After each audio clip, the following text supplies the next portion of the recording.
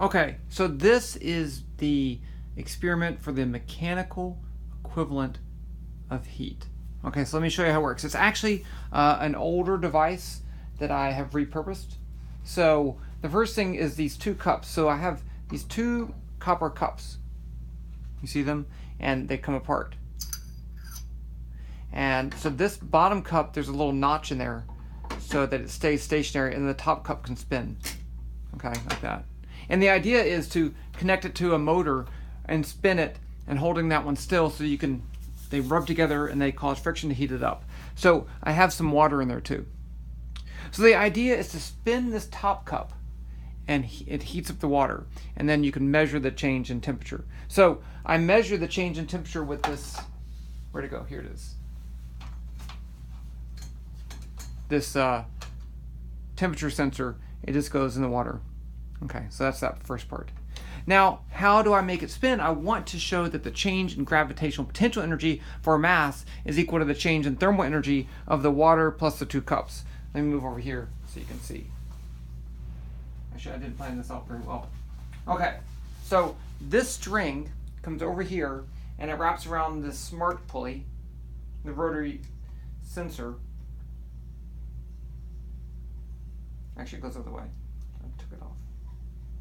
It doesn't really matter. Okay, there. And I have this 1 kilogram mass. So I hang this right here and it spins the whole thing. Okay, so I'm going to show you exactly how this works. Also, notice that I have some pliers here. These lock gripped. That prevents this bottom thing from rotating so that the bottom cup stays stationary and I can rotate the top cup. The way it's supposed to work is the bottom cup rotates and you hold the top cup stationary. So I'm using it a little differently. So also there is this plate with a weight on there that holds this down so that it doesn't fall off. So it's kind of like low density wood, so hopefully this won't increase in temperature very much. So I can put this on here. There's little holes.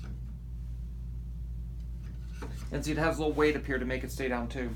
And then I take my temperature probe, which is placed, and I want to make sure it stays, that little tip stays in the water. So I'd actually just hold this right here to make sure it stays.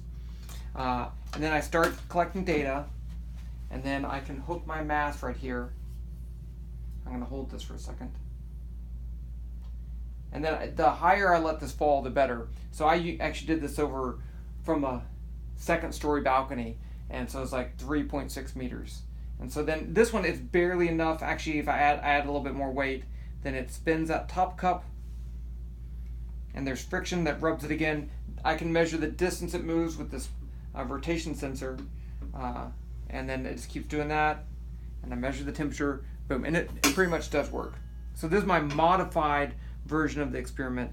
Like I said, the real version, you would hold this stationary with a weight so you can measure the torque, and then you'd rotate the bottom with this pulley. So there you go.